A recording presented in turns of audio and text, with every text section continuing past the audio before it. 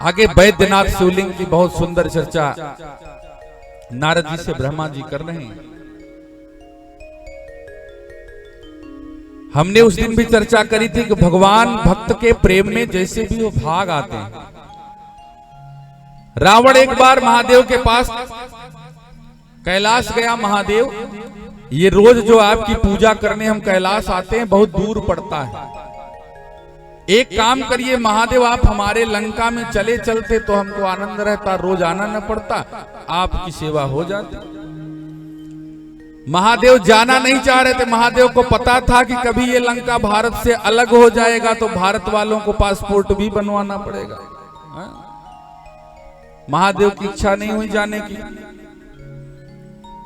महादेव ने कहा रावण मत ले जाओ। रावण ने कहा प्रभु अब ना मन हो तो ना चलो, लेकिन मैं चाहता हूं आप चलो। भक्त के जिद को भगवान टाले नहीं, लेकिन जाना नहीं चाह रहे। शर्त रख दिया, रावण अगर इस शिवलिंग को कहीं रख दोगे तो फिर ये दोबारा उठेगा नहीं।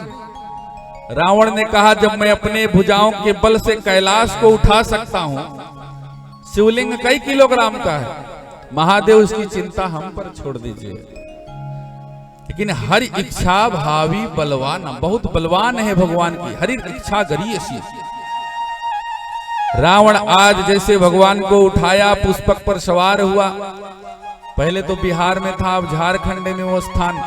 भगवान की माया ऐसी प्रेरित हुई कि लघु शंका लग गई रावण को।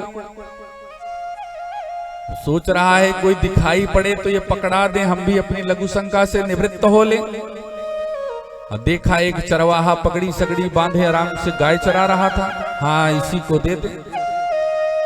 रावण ने विमान उतारा, चरवाहे से कहा भैया थोड़ी देर अगर पकड़ लो तो मैं लघु शंका हो लूं। चरवाहे ने कहा ठीक है। और जैसे रावण लघु शंका के लिए गया, चरवाहा इंतजार भी किया है, क्योंकि आप देखेंगे रावण के लघु शंका स्थल इतना भगवान उसको समय लगा दिए कि वो कुंड बन गया।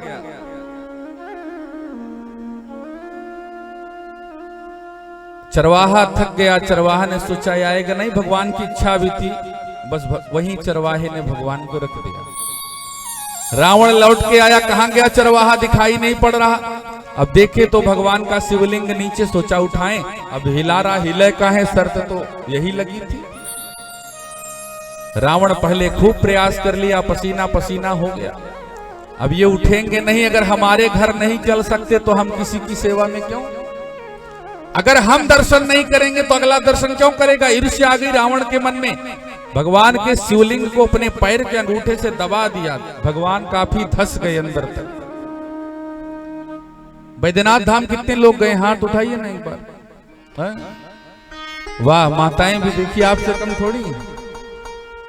भगवान वैद्यनाथ इतने बड़े केवल दिखते हैं। और अगर सुबह जाइए जब श्रृंगार आरती होती है, मुझे तो सौभाग्य मिला कि खड़े होकर के भगवान के दरबार में पूरी पूजा देखी।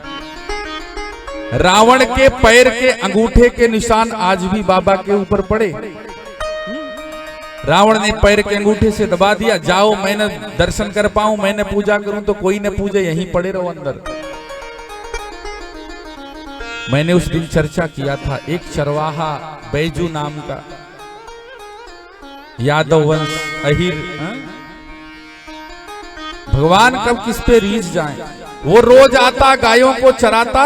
और बच्चों की आदत देखो, जब बच्चे कहीं स्कूल से लौटे या गाय चराने जाएं और डंडा पा जाएं तो कहीं अरहर की खेती, कहीं गेहूं की खेती, डंडे से मारते चलते हैं, बालियां उड़ती रहती हैं। आप लोगों ने भी बचपन में खूब किया होगा। अब वो डंडा उसके हाथ में रहता था तो रोज पत्थर पर 2 डंडा खूब जम के लगाता, उसको मजा आता। बच्चे पता नहीं किसमें आनंद ले लें। अब अरहर की बालियां निकली हो, गेहूं की बालियां, उसको तोड़ने में क्या मजा आएगा, लेकिन बच्चे हैं, रोज डंडा चलता। बैजू रोज 2 लाठी भगवान को मारता। एक दिन की बात, वह लाठी मारना भूल गया। घर में गया, हाथ पैर धुला। भाभी ने जैसे सामने भोजन की थाल लगाई, रोटी तोड़ा, निवाला उठाया, अचानक ध्यान में आया, अरे आज तो एक काम भूले, आज मैंने उस पत्थर को लाठी नहीं मारी। अभी मैंने कहा कि गोस्वामी जी ने लिखा कि मन क्रम वचन ध्यान जो लावे। अगर आप भोजन के पहले पूजा करते हैं तो भोजन के पहले रोज करो, और अगर खूब चकाचक भोजन करके पूजा करते हैं तो भोजन करके पूजा करो, लेकिन क्रम टूटना नहीं चाहिए। बैजू ने सोचा ये भोजन मैं अच्छे से नहीं कर पाऊंगा, क्योंकि जब मन में कोई काम पेंडिंग रहता है तो नींद आती है, न भोजन होता है। पहले चिंता दूर करने का मन करता है।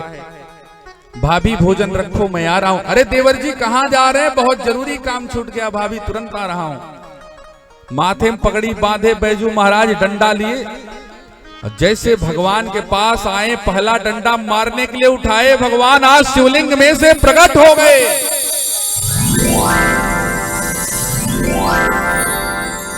हाथ से डंडा छूट गया, थरथर कांपने लगा। आप कौन हैं?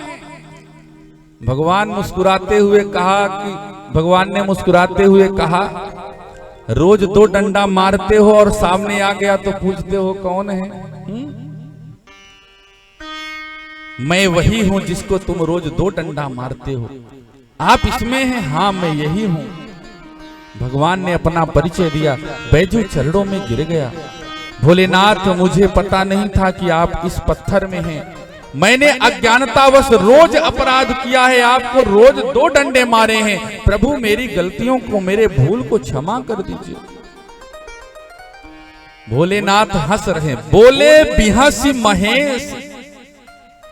भगवान मुस्कुराए हो, कहे बैजू मैं तो सोचता था कोई आवे, मैं अकेले बैठा हूं। भले 2 डंडा तुमने मारा पर मुलाकात तो हुई ना। हमें लगा चलो भले बात ना हो, एक साथी तो है। आज तुमने डंडा नहीं मारा तो मैं बहुत अकेला महसूस कर रहा था। बैजू चरणों में गिरा कि महादेव इतनी डंडे मारने के बाद भी, इतना कठोर पाप करने के बाद भी जो पाप को पुण्य में बदल दे उसी का नाम है महादेव।